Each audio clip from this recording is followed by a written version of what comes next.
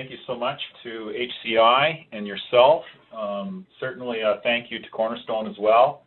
And I just want to say a greeting to everyone that has joined us on this call. It's sincerely my pleasure whenever I get a chance to speak about my passion, and really my passion is conveying how important it is for others to find their purpose and how that can transform not only you as a leader and your team, but an entire organization and even a ripple effect beyond that organization into communities. So I'm super excited for this call, and I'd like to start. So the one thing that I have time today to go into, which is I'm very appreciative and grateful for, is the past, our story, a little bit about where we came from, and some of the changes that occurred in me. And I'm going to leave it on this slide for now, and if any of the listeners wish to read this, that's fine and that's great. Essentially what this slide is talking about is, there's certain companies that have found that you can have it all. You really can. And what I mean by that is for a very long time, us leaders have been conditioned to believe that we have to lead a certain way, and that employees are just paid well and should come in, execute on what they need to execute on, and that personal life and work are not intertwined.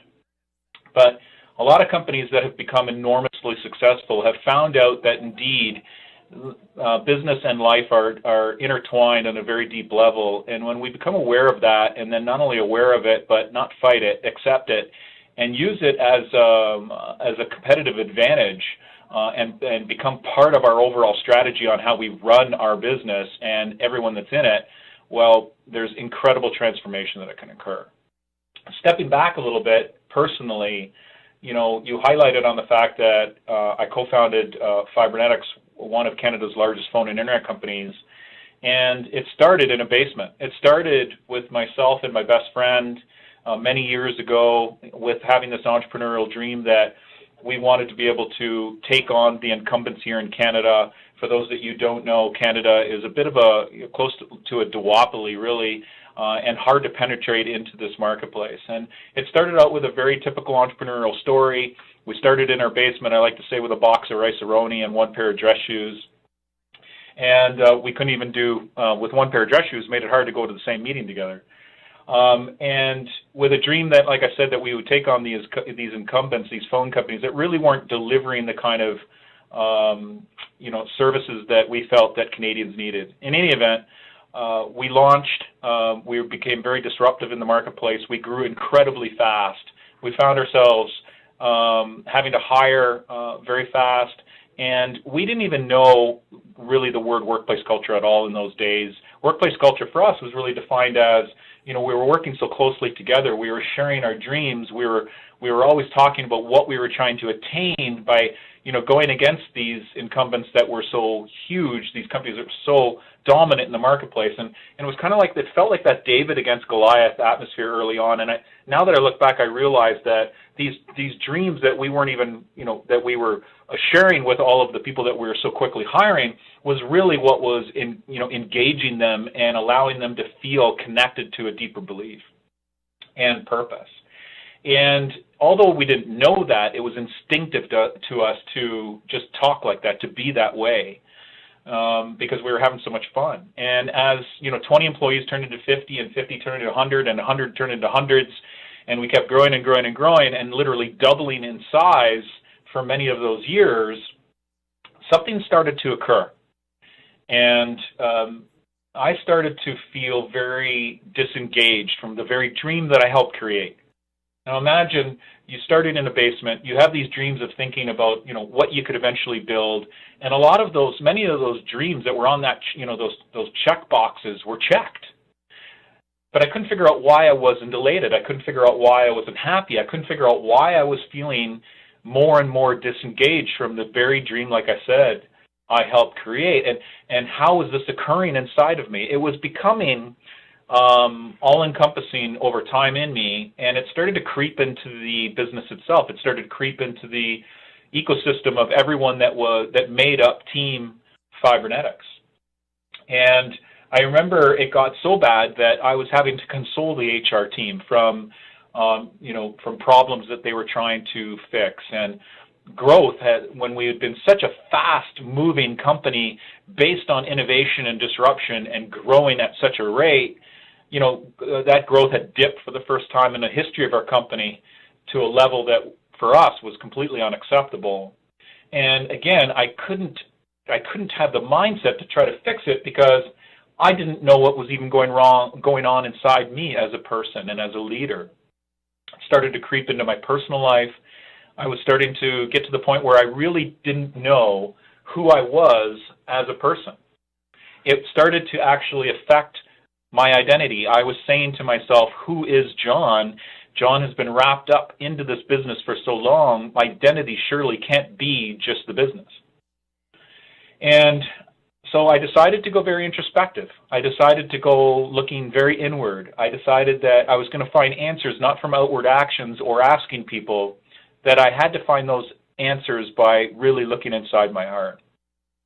That culminated with me going on a trip. There was a conference out west to one of my favorite cities in the entire world, Vancouver here in Canada, and I was just going to do that conference, go for some runs, go for walks, try to figure out why I was feeling this thing that I'd never felt before that is termed to be disengaged.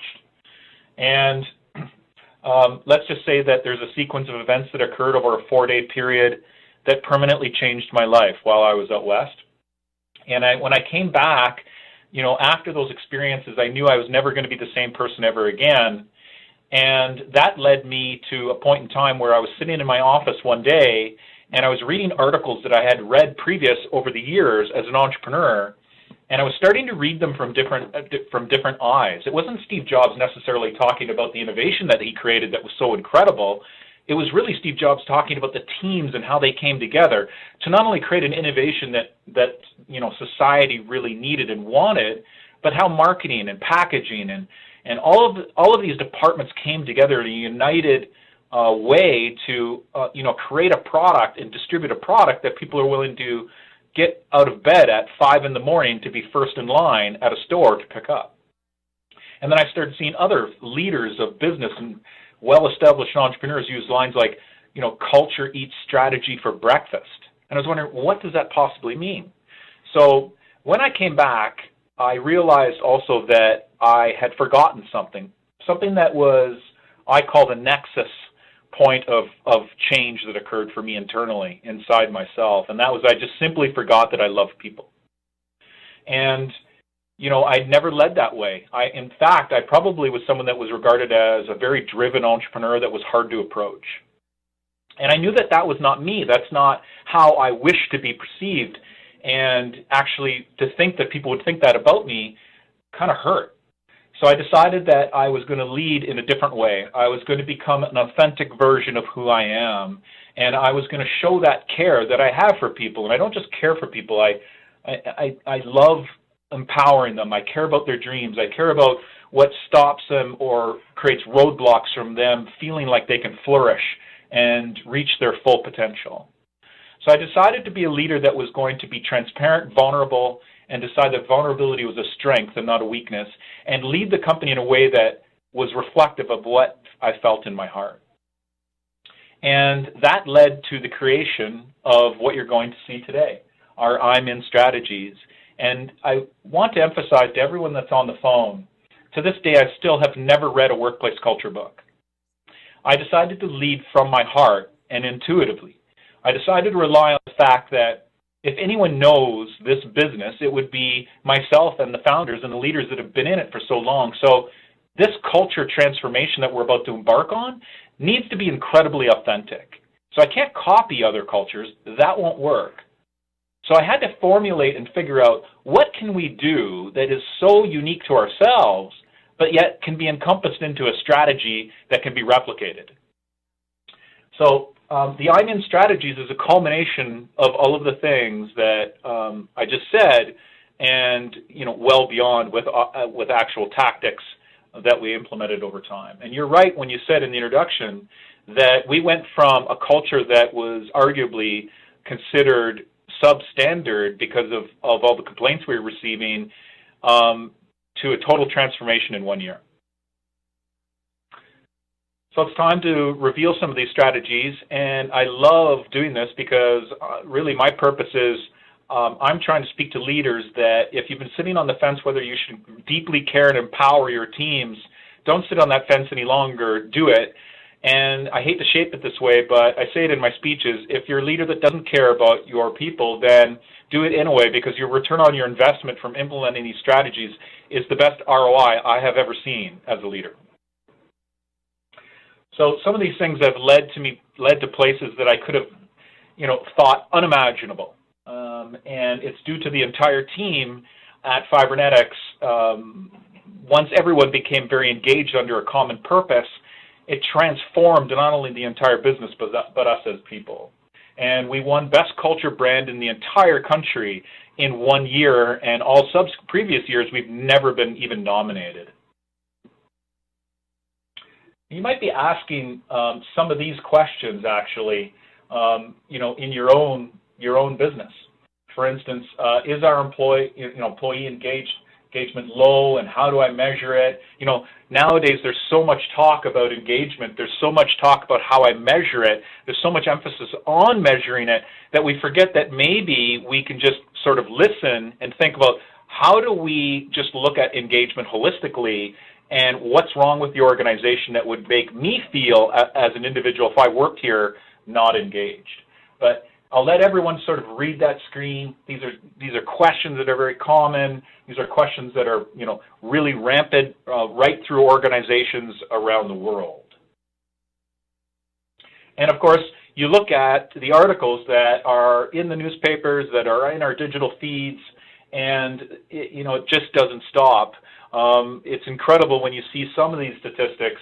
In the U.S. alone, according to this one statistic, is $350 billion in lost productivity. Here in Canada, 55% of all the millennials in our entire country want to switch jobs this year. That's very profound, and that's one of the most frequent questions I'm asked is, John, how do we recruit millennials? We don't understand this generation. I just did a speech last week where I got up in front and I said, this is a generation that I actually beloved. They are pushing the envelope, and they're not, what the secret to the millennials is they're not necessarily looking for that job that is attached to a paycheck. What they're looking for is they want to be attached to a purpose. They want to feel connected to something more, and they're staying very flexible in how they live so that they can find that company. So let's talk about, real quickly, some of the problems that we were experiencing, because what this talk is about is I'm not coming to you with a ton of research and data, although I have read a lot of it. What I'm coming to you as a leader to leader. I'm coming to you from a place that we were experiencing deep, profound problems in our business, like I talked about earlier. HR concerns was at an all-time high. Growth went below 10%. There were strategic relationships that we were losing that we couldn't figure out why. Silos had crept up into the business. We created this really amazing kitchen in this incredible facility that we blessed to have, and we used to see people coming together, and then it transitioned into I was walking into arguments, I was walking into disagreements, I was walking into people that were holding things close to their chest.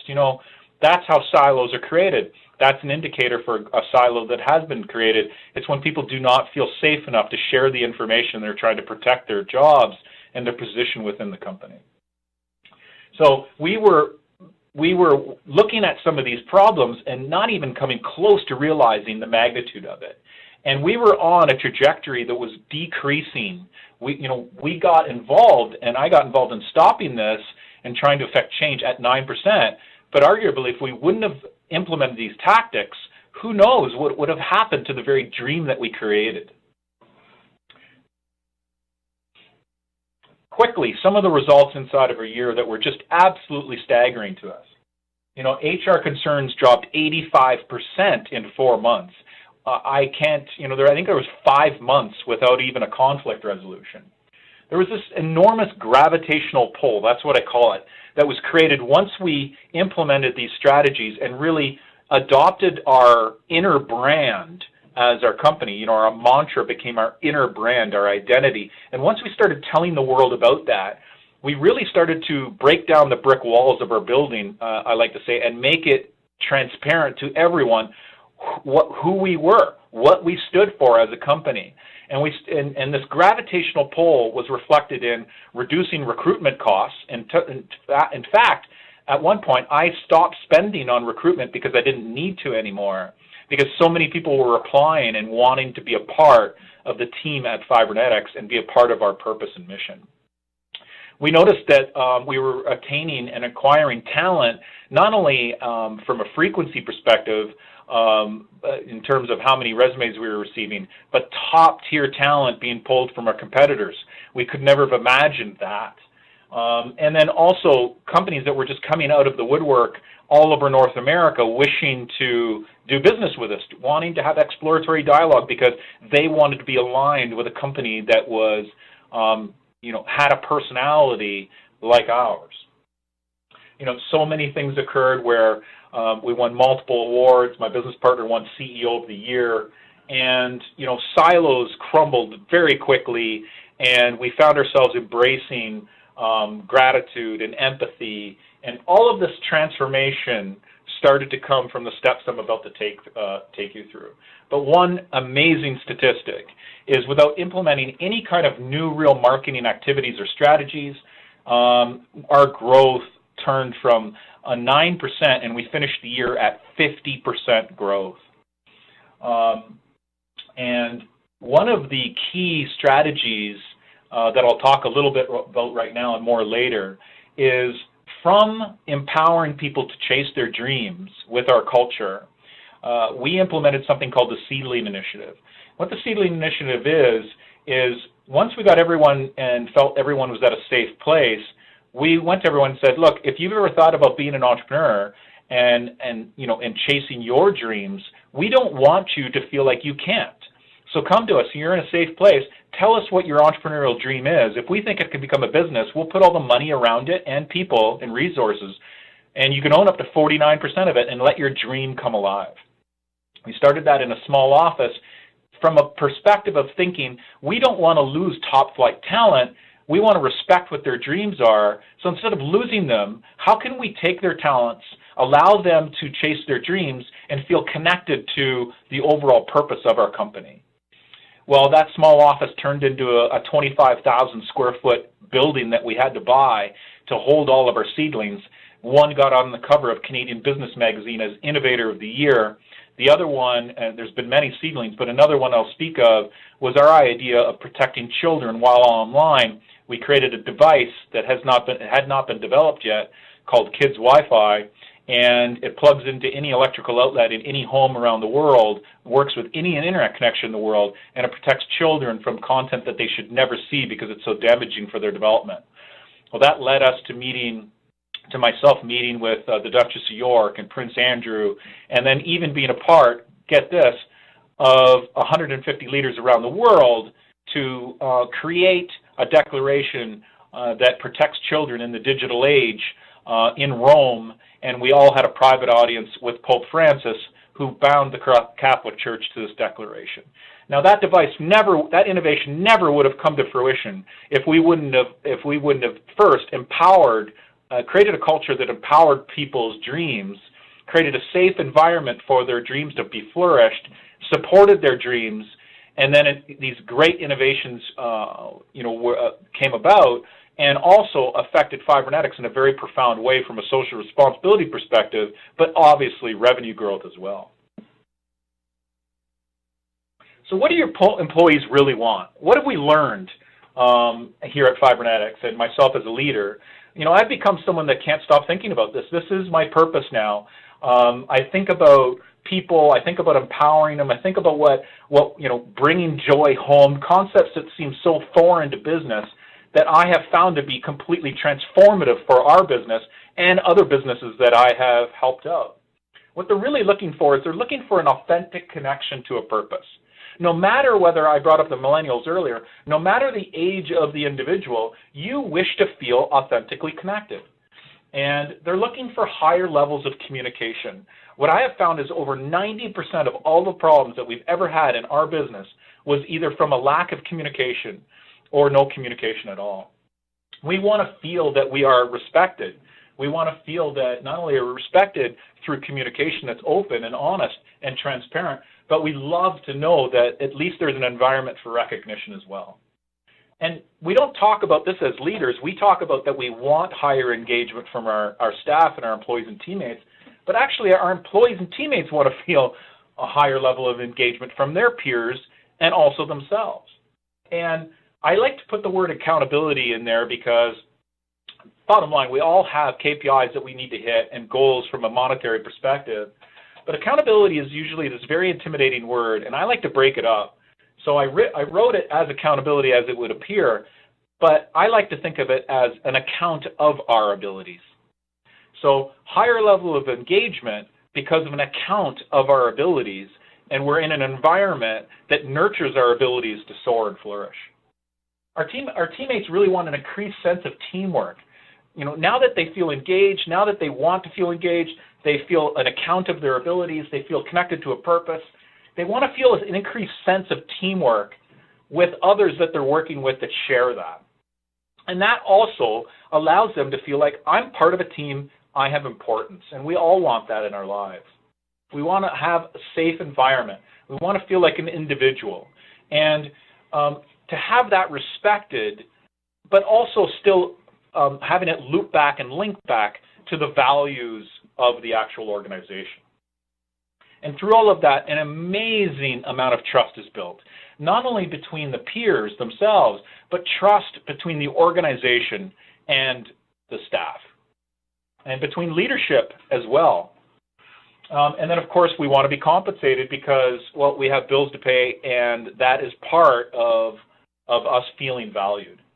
And then combining all of that, we just want it to replicate. We want it to stay consistent. We don't want this culture thing to be a promotion. We don't want it to be just a poster on a wall. We don't want it to just be a ping pong table in one of the rooms. And all those things are important and can be fun, but we just want stability and consistency, and we want the culture to feel like it's the very personality of the business. So how do we get there? This is all great, John. You know, it sounds fantastic, but how do we as organizations get there? Well, I'll share with everyone on the call that I have been blessed enough that because I took the steps, to embrace what was really inside of me, there's been this amazing transformation in me as a person as well. And I'll summarize it in that I was originally motivated because of the disengagement, and now I'm motivated because of sheer purpose that resonates in my heart. And one of those things that resonates in my heart is a skill or a love that I would never have had or discovered if it wasn't for the fact that I followed this purpose that was, caring for employees, and that's public speaking. I was actually very petrified of public speaking. And I was asked to do my first speech for a group of HR locally, and then that led to speaking around the world, even speaking for a group on behalf of the White House on engagement. And here I am looking back and thinking, I can't believe that I was leading the way I was before. I was actually believing in the stigmas that I was taught that, you had to be this leader that just basically said, here's a paycheck, here's your expectations, let's measure you by these results, not empower your strengths, but actually at the time of reporting on your performance, accentuate your weaknesses. And, really an individual in our organization had become a person stuffed away in an HR folder. But that's not who we were in our beginning. That's not what allowed us to grow and flourish. We had forgotten who we were because we were in such immense growth, and we lost ourselves. And in that losing ourselves, I lost myself.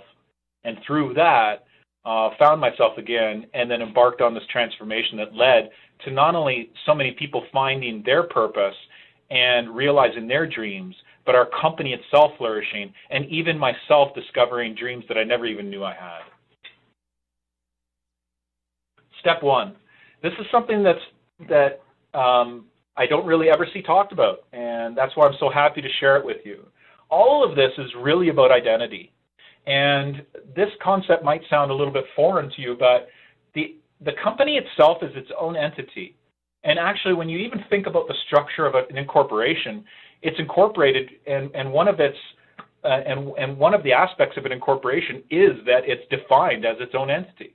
But we don't treat our businesses like that. The business, as leaders, we think that we're actually directing the business, but we actually are thinking that the business is us. But the company, the non-for-profit, the health sciences, or the wherever you're working, wherever I've spoken, whether it's government or health sciences or anything, that entity has its own personality, and it has to be defined. So what I call that is finding the who and identity of the business. Now, how do you do that, John? That sounds so foreign. Well, one of the things that we have to do is we have to realize that the business is not us. And although I helped create it, it's not me. It's much bigger than who I am. And so I had to go through a step of removing my ego. I had to say to myself, this business is well beyond John Sticks. It actually permeated right across the country. We're national. We're going beyond our borders now. We have hundreds of employees. We have international offices. It's everyone's input that has helped get it here. So what are we trying to represent? What are we trying to accomplish? Who are we? And for us, what happened was we got around, I got our leadership team together on an offsite, and I challenged everyone to say, who are we? And I knew that, if you take that sort of elevator pitch, so to speak, that 10-second elevator pitch, I knew all of our elevator pitches would be different. And in that came true. We had some heated dialogue, heated arguments, but all of our opinions were in some cases radically different because we had so many different product lines. And so we needed to come together and define our who. And we sat in that offsite, and by the end of the day, in one single day, and part of the reason why I love doing these talks is because people think that culture transformation must be this very long journey. Transformation can come so fast when it starts from a seed of care. And in that offsite, in one single day, starting with such disagreements, smiles started to come on our faces. And we started to see giant white pages right across all the walls in this offsite. And we were coming together, and in one day, we redefined our entire company purpose, whole set of values, and we created for the first time in the history of our company a brand new mantra. And that mantra is I'm in. And what I'm in meant to us, and I'm in can mean many different things to all different organizations, but to us what it meant was we were going to remember our entrepreneurial roots. We were going to remember that that's what drove our growth. That's what drove our innovation. That's what drove us to feel united into a common belief system. So for us, I'm in means that time when two people are sitting together and one entrepreneur is sharing this dream with the other entrepreneur. And we're not talking about the shiny towers that we're going to have one day or the fancy cars. What we're talking about is, do you hear the dream I'm trying to communicate about what we're trying to create? And not only do you hear that dream, are you contributing to that dream? That's I'm in for us. But I'm in can mean many different things, like I said, for any other organization. What it is a fundamental emotional bond. It is the emotional bond that ties everyone together, no matter where they're located in the world, to a common belief system of who this business is and what you're trying to achieve. And from the identification of the who, then we developed a brand new company purpose. Now, we were defined in the introduction as an internet and phone company. Our company purpose is to deliver happiness and connections every day by being awesome. Doesn't sound like an internet or phone company at all. But what it means to us is it's very relevant. To deliver happiness means happiness to ourselves, happiness to our teammates, happiness to our vendors, happiness to our customers. And connections mean data connections, IP connections, voice connections, connections with our customers and vendors, and connections with our teammates. And being awesome simply means, you know what, we're bound together in this, and we're in, and we're going to try to be our best every day. But guess what? If we're not, our teammate hopefully has empathy and can pick us up. And we developed a whole set of core values that reflected that. And this was to become our language and behavior based on the identity of the business and us being a part of it and feeling privileged enough to be a unified group to be a part of it. And one of those core values was happiness. We decided that happiness for us was very important. Happiness was part of our purpose, so it had to be a core value. And for us, it's mind, body, and spirit. So this dictated how we were going to strategically invest into our company and our people. We started to ask, what would make us happy as individuals? And we realized that, with all the talk in the world about creating a happy environment, what's lost in it is that we realize that a lot of the time we're not happy as individuals, and that this is a deeply individual journey to find happiness. So we decided, well, we can't expect people to be happy. That's not fair. But what we can do is we can put programs in place that help people find their form or get on a journey for themselves to define what happiness means for them, and support them and put programs in place that allow them to learn gratitude, learn empathy, learn resiliency. So we did, and we put those strategies into place, and we started to see a high level of engagement in learning what these things mattered and meant to them as individuals. You need, as I put in the point here, develop the company's purpose from the identity, but then you need to really authentically connect that identity to not just the leadership, but to everyone in your company. And the key to the authentic distribution of the information is that since you removed yourself from identifying the who of the business and what the business is really trying to do, or the not-for-profit's really trying to do, authenticity just comes natural because you are conveying the authentic message. When we feel authentically connected to purpose, no matter what we're doing in our lives, we feel engaged. So here at Fibernetics, we realize, wait a second, we're investing so much into trying to measure this thing called engagement. Why don't we just make sure that we invest in people feeling that they're a part of not only the company's purpose, but what matters to them as individuals? I'll tell you a little story. I remember before we embarked on the culture transformation, I wanted to reward two divisions that had been working incredibly hard. So I thought, here in Canada, we love hockey. So we bought as a company 2 box seats to go see a hockey game, and this was, of considerable value for these 2 departments to go. And it was, of course, over a weekend, and on the Monday I was excited to find the results of how people were happy to have received that. I found out that only 6 people showed up for free seats at an amazing hockey event, all paid for. Why would people not appreciate that? And then I realized something. Hey, John, maybe people don't like hockey. So the moral of that was that we were not listening as leaders. We did not have our ears to the ground. We were spending our time thinking and being embedded into the actual tactics and dictating those tactics and strategies downward, but not listening to our groups on what really mattered to them as individuals. So no matter if I'm going home to go painting, or no matter if I'm going during the day to this thing called work, if I'm connected authentically to the purpose, I am naturally engaged. Step 2, you need to develop the company's personality from the who, identify the mantra I touched on in the values, and launch systemically with authenticity and excitement. So for us, we wanted to share this. We became excited. We thought this would resonate deeply with all of our departments and our organization around the world.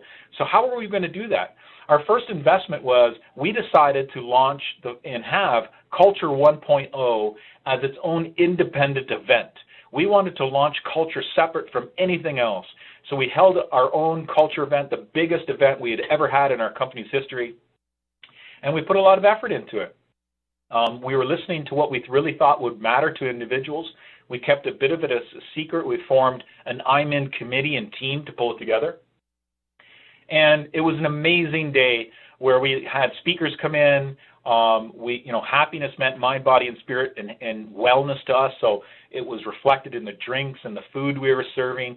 The music that you were listening to was a live steel drum band. Everything was geared to what we had learned and decided upon was the actual language and behavior and personality of our business.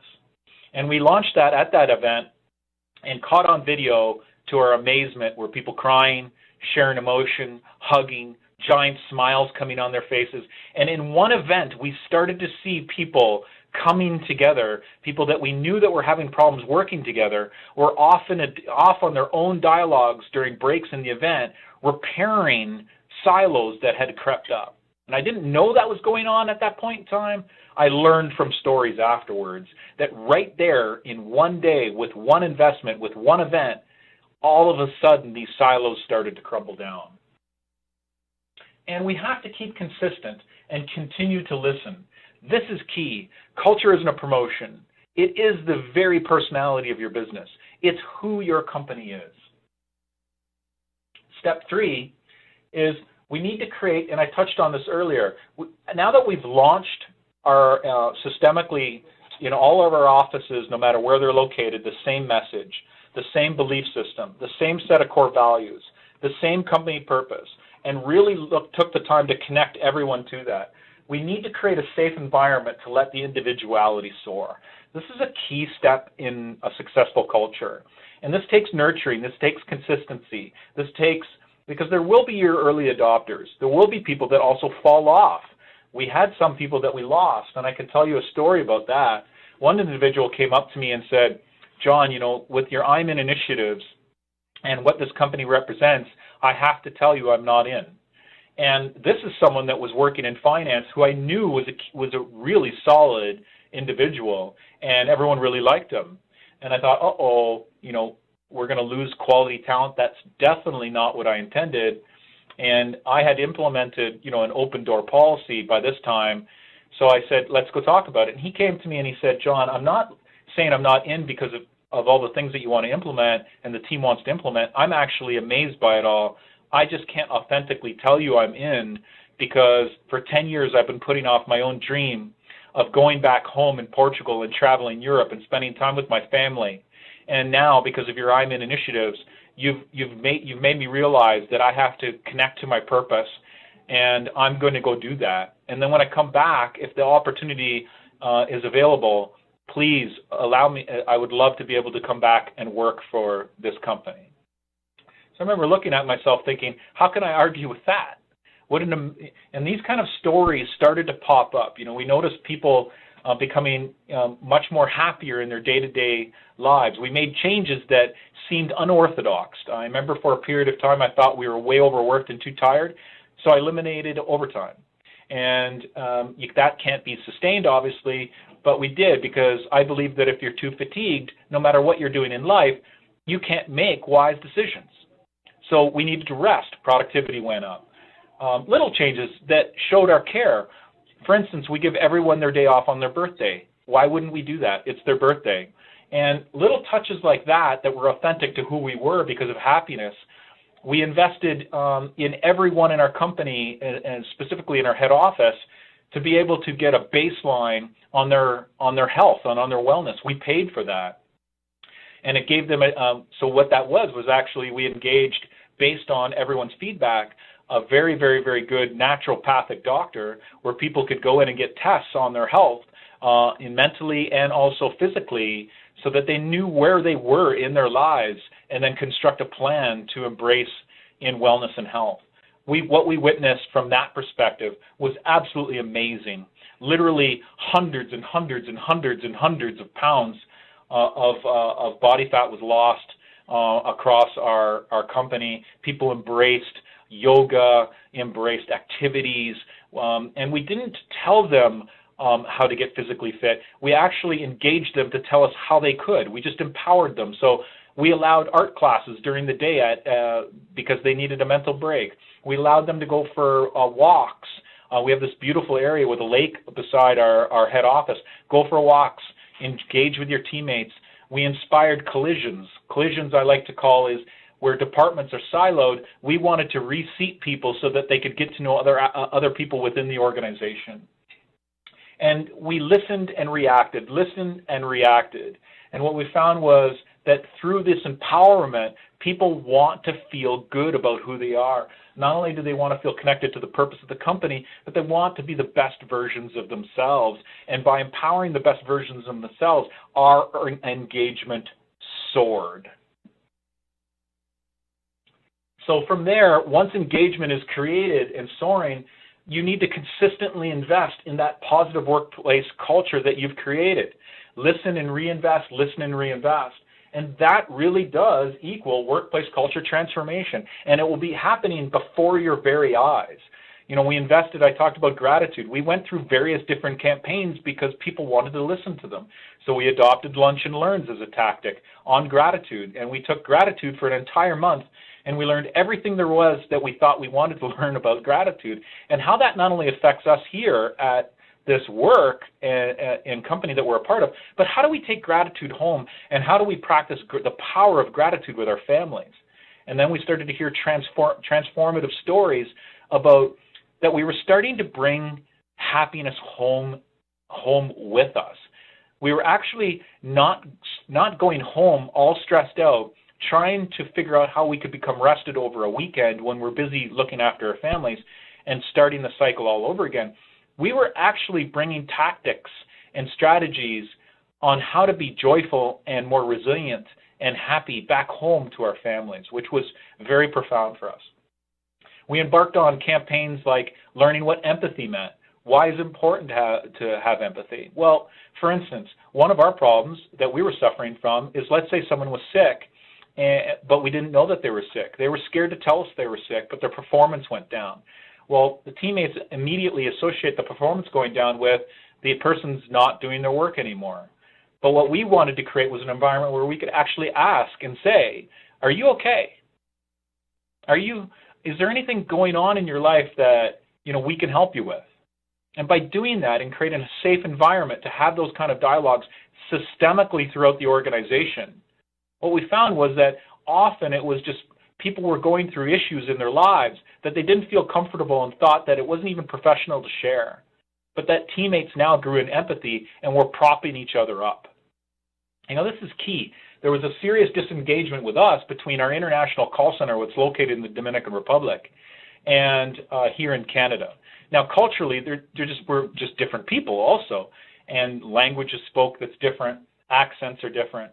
But everyone was just an email in the international office. There was no real identity that was attached.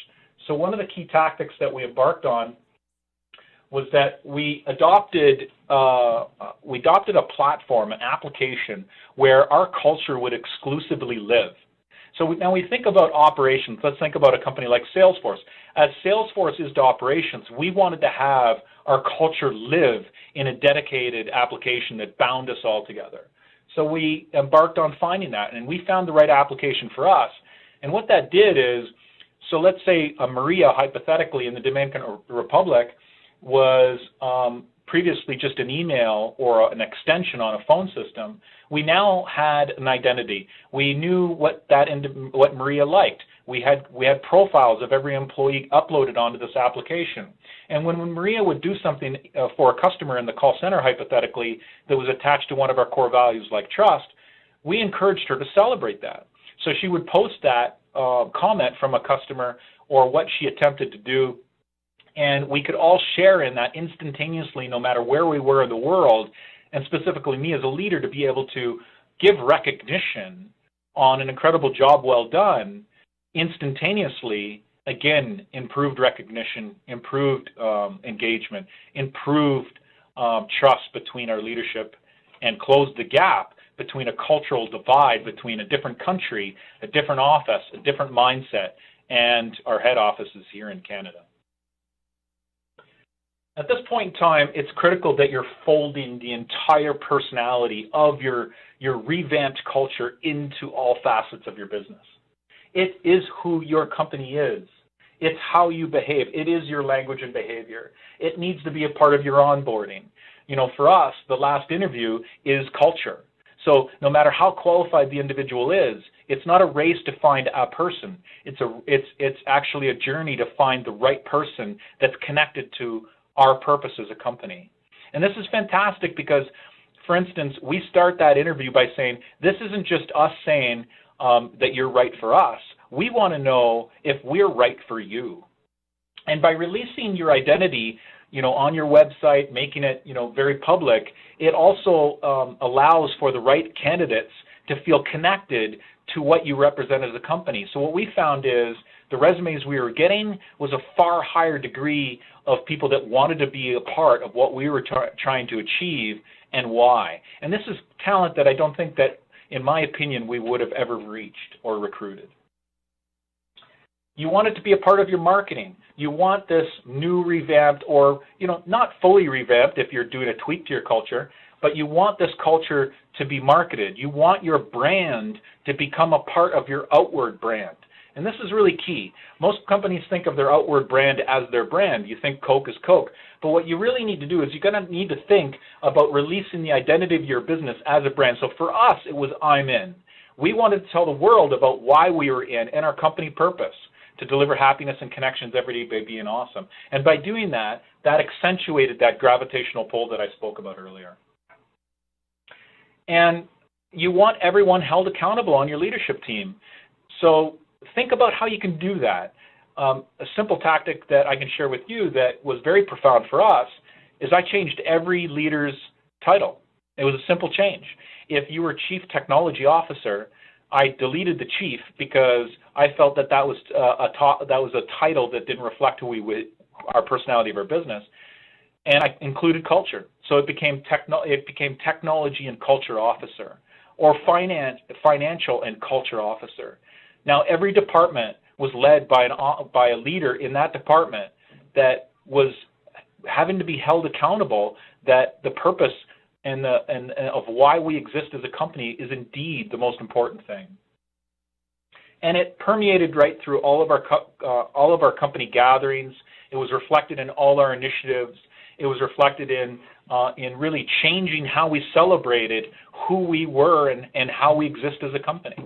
It took the guesswork out of trying to figure out what will make our staff feel good. It took the guesswork out of trying to figuring out, like that story I told you about spending all that money on box seats for a hockey game when it wasn't really what they needed. In some cases, the simplest of efforts go the longest of ways, i.e., I would email the entire company every day for over a year through this great transformation. I wanted to make sure it was my own way of communicating to everyone in the organization, no matter where you were in the world, with a message every morning. And yeah, it took time for me to do that. But even if I could communicate an authentic message to even one person that mattered to them as an individual, I wanted to be able to provide that information that could help inspire them or make them feel supported, but also connected to us as a leadership team. Another simple tactic was, even more simple, we realized that people like recognition in a certain way. So we did tear sheets, and we put tear sheets around the office that you could take and peel off a compliment and go walk it and put it on someone's desk. We developed culture declaration cards, and I signed every card, binding you and me together, us as one representing this company. And in that culture card, it was an understanding of all of our values, our purpose, and who the company was, what the company's identity is, and that you signed on when you were hired to say, I want to be a part of this, I'm in. And what I found through all of this is that when we connect to this authentic core purpose of us that we have inside ourselves, we create passion. And that passion leads to a sense of happiness. It changes our mindset. And that happiness naturally leads to productivity no matter what we're doing in life. And that productivity leads to results. And for us, those KPIs soared. Like I said, we went from 9% growth and finished the year at 50%. Extraordinary. Step 5, like I said earlier, tell the world about your internal purpose, brand, and culture to attract that gravitational pull. And that gravitational pull, you can't even predict all the things that will happen. We had, like I said, strategic relationships coming out that we never would have ever been thinking about being able to nurture. And now we're standing with agreements and partnerships in hand that we know will be very long-term because they know who we are and we know who they are as an organization, and there's a cultural alignment that binds us together. And it's become very, very powerful. And we rely on that cultural alignment when things maybe go not the way we wanted, or there's things that we have to figure out. It's really transformed all of our relationships externally as well. And here are some things that I would love to share with you that might be things that you don't necessarily normally think about measuring or watching or hearing and listening for. Celebrate and actually hope for mistakes. I want this organization to make mistakes. I want you to feel like you can make a mistake, because if you're not pushing the envelope. You're pushing the envelope when you make mistakes, and I want to know that that's occurring, because that's pushing innovation. That's allowing creativity to soar. That is one of our core values, is breaking bottlenecks. That's engaging ingenuity within a framework of what we have in terms of processes to break a bottleneck, so that we're not hung up in that bottleneck and we can get past it. Celebrate and hope for mistakes. Adopt listening as a strategy. I don't have an office anymore. There is not an office with a name tag John Sticks. There is not a place for me to sit. I am infused and everywhere, and so is my business partner Jody. He is of the same mindset. We walk, we talk, we try not to disrupt, but we try to be infused. Promote over-communicating. What I mean by this is we get trapped in the email, we get trapped in the chats that we are allowed to have in our company chat platforms. We get trapped in texting and iMessage. But what we forget is the misunderstandings that occur. So encourage people to take the time to over-communicate. If that means getting up from a desk to engage with someone attached to your core values, let's be open to making sure that we really clearly understand each other so that we know how to move forward. When you measure performance, I think this is critical. This has been very profound. Focus on their strengths, not their weaknesses. We've hired them for their strengths. In fact, we celebrate them that we actually hired them. We got this amazing candidate, we got them, we recruited them, they're incredibly strong, and then when it comes time to measure them, we focus on their weaknesses. But if we focus and accentuate and invest in their strengths, individuals automatically wish to get better in all areas of their life. And then empower HR to create solutions, not just reports. For all the leaders out there that can do this, I appointed HR on our leadership team. How are we going to know what's going on in our company without hearing it from HR? And in fact, for a period of time, I deleted the title HR in our organization, and HR just became culture. Hire with fire. What I mean by that is it's a privilege to be a part of this amazing company that you've created and the culture that you've created. So really emphasize how important it is through your hiring and recruitment process that we're after individuals that want to be a part of our dream to make a difference. And then a consistent, steadfast resolve. I can't accentuate this enough or overemphasize it enough. This is not a promotion. This is who the business is. This is what's binding all of you together to achieve your goals, dreams, KPIs, results, shareholder revenue growth. All of those things are so important. It's a steadfast resolve.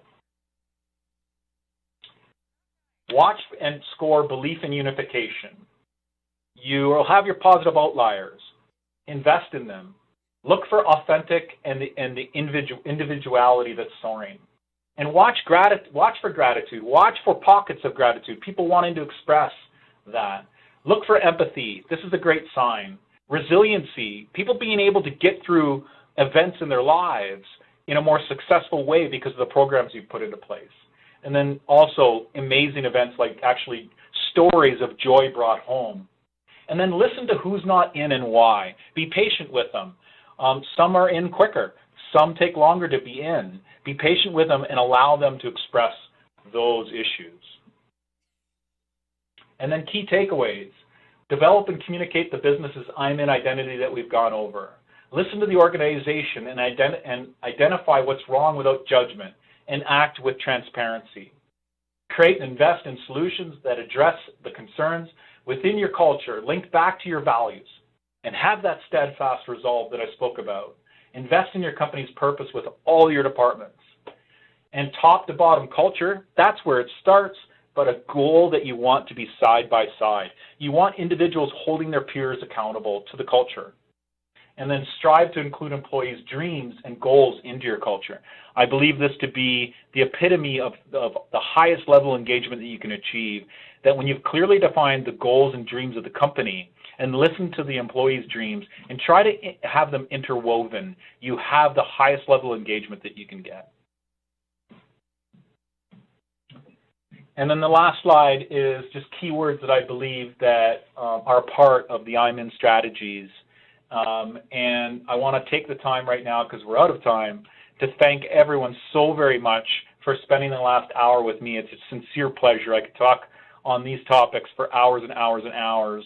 And if you want to find out more about these strategies, I highly recommend going to the website livinginward.com. I do love public speaking about this around the world, and we are embarking on also coming out with curriculums. But in the meantime, I just love sharing this message with all of you with hopes and dreams that it can positively impact your businesses, your dreams as individuals, and everyone that's a part of your team and company and organization. So thank you so much. All right, John, thank you so much for the awesome presentation today. And as we will move forward, I'd like to remind everyone that sure enough, John likes to talk. So, John, how about going ahead and just telling folks how they can get ahead of you, or how they can get a hold of you, rather, and let that talking begin? Yeah, for sure. So I do have I do love to public speak. It's fantastic. It's part of my core purpose and my dream. I love spreading this message and these strategies and tactics. Yeah, I can be asked to public speak with a site. You can go to my website, livinginward.com. Or johnsticks.ca. It takes you to the same destination. And please, yeah, I'm on LinkedIn. Contact me through LinkedIn, and we can go from there. All right, wonderful. Sounds good. I will leave this slide up for just a quick second because we do not have time for questions today. However, folks, if you did submit questions, please know we'll get those to John, and he can follow up with you at a later time. So we'll also throw in one quick reminder that today's webcast has been approved for HRCI and SHRM credit. Those credits for attending today's webcast will soon show up under the transcript tab in your My HCI portal. So for all of us here at HCI, thanks for being here. We'll see you next time.